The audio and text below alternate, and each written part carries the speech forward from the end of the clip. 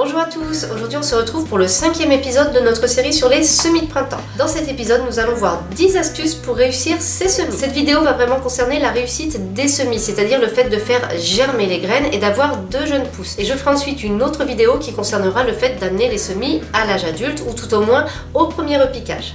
Il faut respecter la température de germination et par là même la période de semis. Toutes les graines ne vont pas germer à la même température. Les radis peuvent germer entre 2 et 10 degrés, tandis que pour les haricots verts par exemple, il va falloir un minimum de 15 degrés en général.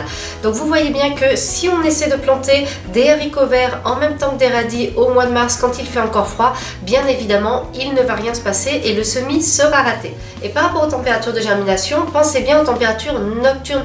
Il fait toujours plus frais la nuit que le jour. Donc pour les haricots verts par exemple, s'il fait tout juste 15 degrés la journée mais que les températures descendent à 10 ou à 8 pendant la nuit, forcément ça ne va pas leur convenir. Je vous le prouve avec mes semis de salade. Cette année j'en ai semé en godet en intérieur et j'en ai semé directement en place dans un pot. Le pot, je me suis dit, je vais essayer de le laisser en extérieur pour voir ce que ça donne.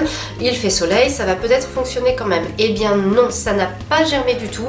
En fait, les godets étaient déjà en train de germer, tandis que dans le pot, il ne se passait strictement rien. Et du moment où j'ai rentré le pot dans mon appartement, le lendemain, les graines avaient germé. Et puis là, elles sont en train de pousser. Un autre point qu'il est bon de respecter pour avoir des semis qui germent, c'est la profondeur de plantation.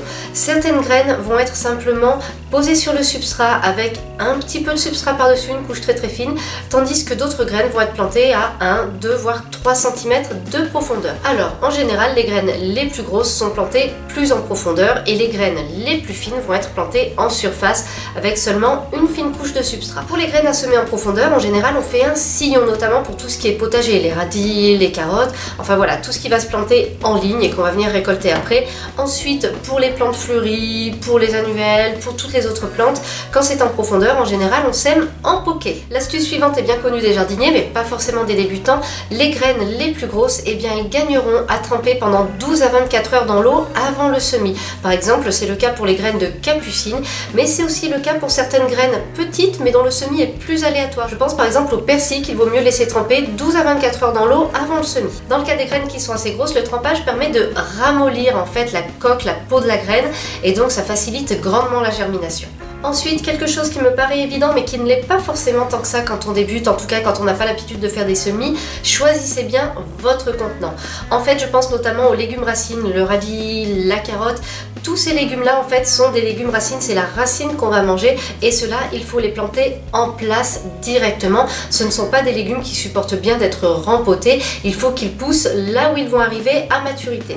Il y a aussi certaines plantes qui sont connues pour ne pas apprécier le rempotage, par exemple, je pense aux capucines, il doit y en avoir d'autres, je ne les ai pas en tête tout de suite, mais en général, ça se sait, on a l'indication sur le sachet de graines ou alors en se renseignant un petit peu, on la trouve facilement.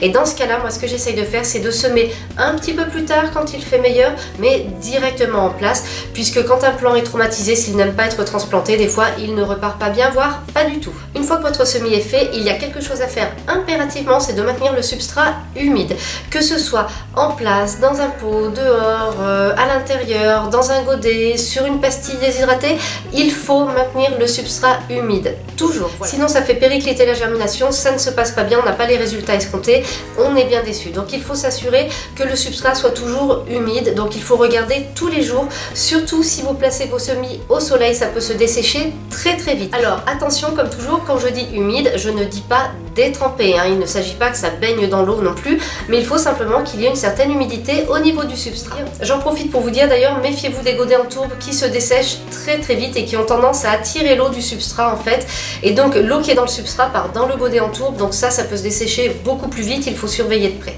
Puisqu'on parle d'humidité, je vais vous expliquer comment se passe l'arrosage des semis. C'est assez spécifique, il faut toujours arroser en douceur pour éviter de déplacer les graines. Si on verse un gros arrosoir en fait là où on a semé, les graines vont risquer de se déplacer, l'eau va couler, du coup le semis sera fichu, les graines vont se déplacer, ça n'ira pas du tout. Donc moi ce que je vous conseille c'est d'arroser en pluie fine. Alors si vous faites en godet, vous utilisez soit un mini arrosoir à poire comme moi, soit éventuellement un pulvérisateur. Bon là il faut un peu de courage parce qu'il faut appuyer un certain nombre de fois. Mais en tout cas, ne venez surtout pas arroser vos semis avec un arrosoir à bec, là surtout s'ils sont en godet. Le passage de l'eau va déplacer les graines, va enlever la couche de terre qui est par-dessus. Vraiment, ça c'est quelque chose d'important, soyez toujours délicat dans l'arrosage. N'hésitez pas à favoriser la levée de vos semis en leur offrant de la chaleur. Vous pouvez les placer derrière une fenêtre, exposée au soleil de préférence, placer une plaque en verre par-dessus, surtout si vous faites en terrine, ça va permettre de créer un microclimat avec de l'humidité et de la chaleur et donc de favoriser la germination. Si vous semez en extérieur, vous pouvez utiliser éventuellement des cloches, vous pouvez utiliser aussi une mini-serre. Il y a une astuce, si vous avez un plancher chauffant, vous pouvez déposer vos semis avant la levée dessus, comme ça ils bénéficient de la chaleur du sol. Alors attention par contre, dès que la levée est faite, dès qu'il y a les pousses, il faut rapprocher vos semis de la lumière. Conseil suivant, ne semez pas trop serré. Alors je suis la première à le faire, des fois à être tentée de le faire. Je sème beaucoup de graines en me disant j'éclaircirai après, comme ça je garderai vraiment la meilleure pousse. Si j'en mets plein, je suis sûre qu'il y en aura une qui sortira.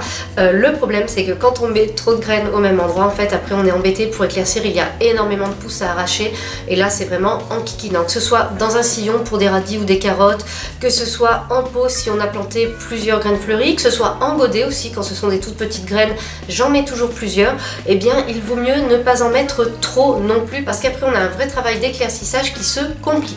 Vous voyez par exemple sur mes pourpiers à fleurs doubles, on peut dire que j'ai mis la dose en termes de graines et au moment d'éclaircir ça ne va pas être simple, je vais peut-être y aller à la pince à épiler d'ailleurs, en tout cas là j'en ai mis trop. Bon, je les avais depuis un petit moment, je voulais utiliser les graines mais ça demande toujours plus de travail après donc ce n'est vraiment pas idéal. Toujours dans la même veine, éclaircissez sans tarder vos semis. Ne les laissez pas se grimper dessus pendant trop longtemps puisque à un moment donné, ça va les empêcher de se développer. Donc dès que vos petites plantes, dès que vos petites pousses ont 3 à 4 feuilles, n'hésitez pas à éclaircir sans pitié. Alors choisissez, vous conservez bien entendu les plus vigoureux, les plus beaux et puis les autres, eh bien, il faut les arracher et puis c'est terminé. Mon dernier conseil dans cette vidéo s'adresse vraiment à ceux qui débutent, qui sont de grands débutants, qui vont faire leur premier semis là après avoir regardé cette vidéo. Choisissez des semis faciles et n'en lancez pas plus que vous ne pouvez en gérer. Donc je m'explique, déjà si vous semez énormément de choses différentes, vous risquez de vous retrouver face à des évolutions plus ou moins rapides, à des choses qui vont évoluer différemment, à certaines qui vont disparaître à cause de la fonte des semis, à des semis qui filent. Bref, vous allez avoir plein de problèmes que vous n'allez pas connaître, vous allez perdre un temps fou à chercher des solutions. Et il vaut mieux donc partir sur quelques semis seulement la première année et une fois que vous serez bien rodé l'année suivante, vous allez pouvoir vous lancer dans d'autres semis. Vous saurez déjà en faire certains, vous pourrez passer à des choses un petit peu plus complexes et en faire plus à la fois. Et donc je parlais de semis, il y a des plantes qui sont réputées faciles à semer et à pousser. Par exemple, je ne vais pas vous conseiller si vous voulez des tomates cet été de vous lancer forcément dans le semis de tomates. Par contre, si vous voulez lancer un petit potager, attaquez des choses faciles.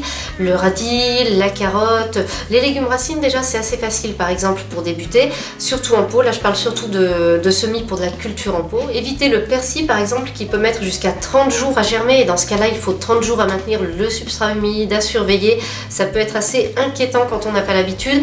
Ou alors si vous voulez vraiment semer votre propre persil, achetez des graines qui sont préparées et qui peuvent germer en 10 jours. Au niveau des plantes fleuries, il y en a pas mal qui sont faciles. Je pense aux zinnias, l'œillet d'Inde aussi est très facile. Le thunbergia, c'est-à-dire la Suzanne aux yeux noirs, si vous voulez avoir une belle cascade avec des feuilles vertes et des fleurs jaunes avec un œil noir là.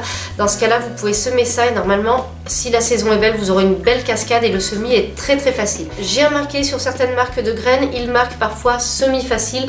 Dans ce cas-là, c'est que ce sont des plantes qui vont non seulement germer facilement, mais après pousser aussi facilement, donc là vous pouvez vous lancer.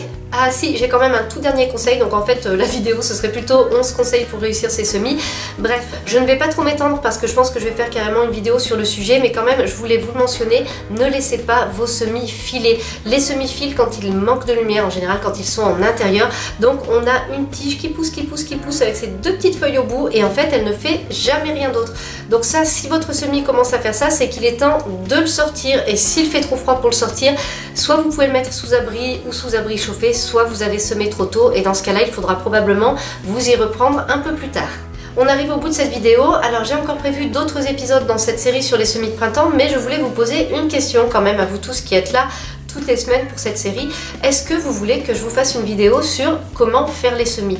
Moi, ça me paraît pas forcément utile parce que j'ai l'impression que c'est tellement simple entre guillemets, j'ai tellement l'habitude de faire un semis que j'aurais l'impression d'enfoncer une porte ouverte entre guillemets, mais je me dis peut-être que si certains n'ont jamais semé ou n'ont jamais fait en intérieur ou quoi, ils se posent des questions, comment faire concrètement et tout, donc dans ce cas-là je pourrais faire une vidéo sur comment faire les semis. Moi j'ai l'impression que ça pourrait vous ennuyer, peut-être que pour les débutants en fin de compte ça pourrait être utile, donc donnez-moi votre avis en commentaire, hein, j'en tiendrai compte. Cette vidéo est maintenant terminée, j'espère qu'elle vous a plu. Si vous avez des remarques, des questions, n'hésitez pas à les poster en commentaire. Merci et à bientôt pour une nouvelle vidéo.